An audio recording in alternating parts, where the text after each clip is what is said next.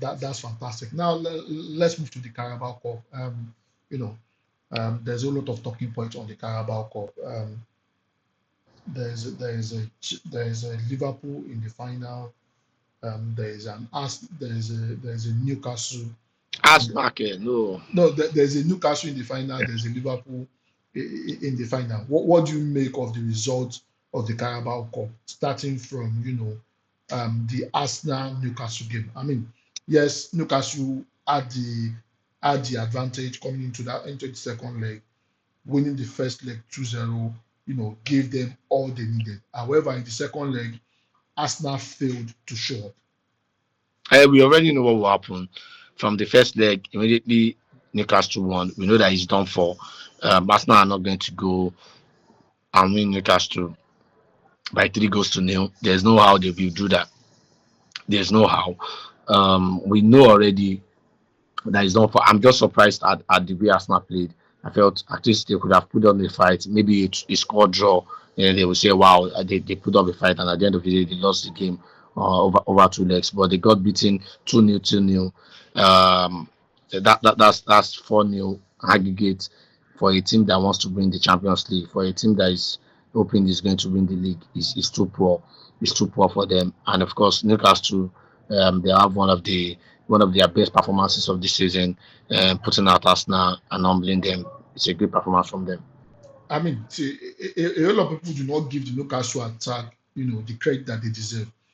Jacob Murphy, Gordons, and Isak, they are one of the top strikers, in the league. What do you think Arsenal could have done better in terms of containing them? Because I would have expected, Arsenal to be much more. I mean, they both had three chances on target. Um, the only difference was that Newcastle was very clinical. Arsenal was not. That's the difference when you have a natural striker. I used to say it because Arsenal won 5-1 against City. And there were people saying, okay, we are the people saying Arsenal need a striker now. Come out. We won 5-1. This, that, this. That's what a striker does for you. What Isak did, that's what the natural striker does for you. When you have a natural striker, this kind of games you put it away. This kind of games you put it away. That was what I was saying. No matter how many goals you try to score against City that are struggling, obviously, but when you have a striker, Arsenal should have gotten a striker this January. I don't know what they were thinking. If you really want to go far, if you really want to win something, then you need a striker. You can't win something with Havertz and the rest there. You need a proper striker, and they should have gone for it. Okay, well, so I mean, you remember when we spoke on Monday, as regards Arsenal's performance over the weekend. One of the things you kept hammering on is the fact that um, because of this performance, a whole lot of people would forgive Ateta for not bringing in a striker. Now, Martinelli is even out. Martinelli is even out injured at the moment, and that reduces the chance, the options that Arsenal has in front of goal. Don't you think, with this injury now, and also with how the front line of Arsenal has been consistent, don't you think, this defeat is an indication that they were never in the title challenge? I mean, they are just pretenders, not title contenders. And no matter how you say it, there's no way um, you will say Arsenal are not in the title challenge. But again, if I'm Liverpool, I'll be more scared of City than Arsenal because City is a team that can churn out 9 wins out of 10 when Well, they are fully back, when they are mm, back, when they are playing to their best. They are teams that can. They are a team that can do that. And with the signing of Nico Gonzalez, you don't know what you will get. But although I know it's not just a DM thing, it's deeper than just a DM problem because from the beginning of the season, Rodri was not playing and they were winning games. So nobody should come and tell me now they are losing games because of Rodri. But again, it's part of it. So they have a DM now. Obviously, they will play better. They will press better. They will contain the opposition better. And let's see what happens. Arsenal are there, obviously, tied to contenders, but you can't say they are not. for the things they've done this season. Obviously, you can't say they are not right contenders, but I just think the gap in quality, the gap in style of play, the gap in consistency is too wide for us now to catch up on. Okay, I mean, Newcastle ended up winning, and it's a good one for Eddie. At least it's in the final of a cup, and that might probably give him the opportunity to be able to win the Carabao Cup. I mean, that was the only cup Liverpool won last season, and they are defending champions and they are already in the final. Let's switch over to the Liverpool game. Um, Liverpool had 10 shots on target, 10 chances in that particular game. They converted four. They had over 64% possession. Tottenham had zero shot on target. I mean, what do you make of that particular game? Cody Gakpo showing up, Salah showing up as usual. Even Van Dijk Sack came up and Ange scored. now. Sack Ange now. That's just the point. Just sack him. I'm saying they shouldn't sack him before because of the result he had in the first leg of the Carabao Cup. But with their showing in the second leg, just sack the man. Yeah, the job is too big for him. It's too overwhelming for him. He's not gonna survive it. Just sack him already. Tottenham again. We know.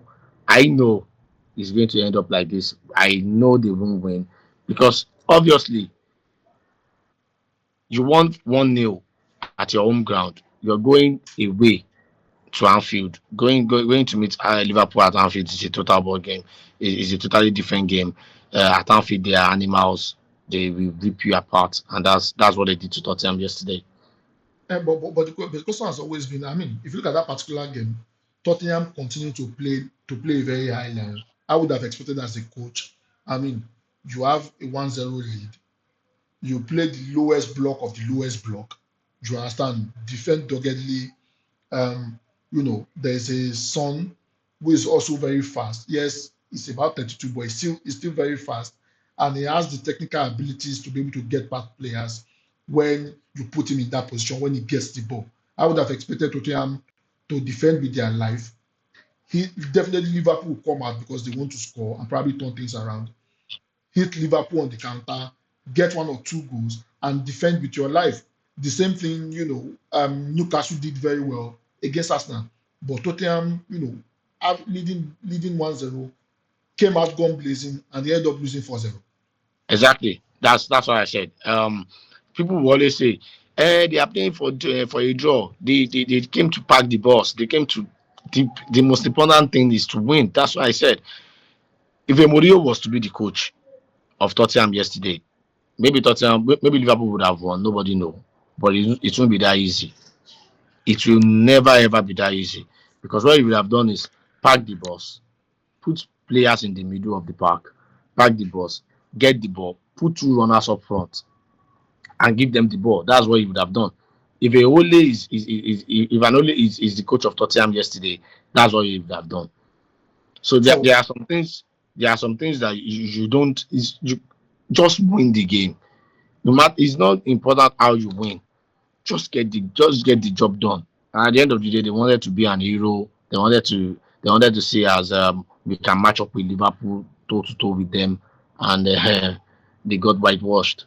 well, in any case, Andy has always said in the second season, he always produce a trophy. I don't Do, think this will happen. do you think this will happen? I mean, he has lost out in the semi-final, but he's still in the FA Cup anyway. Do you think Ange can turn things around and probably deliver a trophy, as I he don't think said? so. I don't think so. His stubbornness will not make him do it.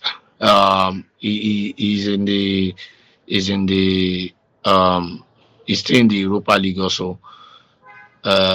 He's in a good position also. But I don't think he's going to win anything. With the way Tottenham are playing, the injuries are too much.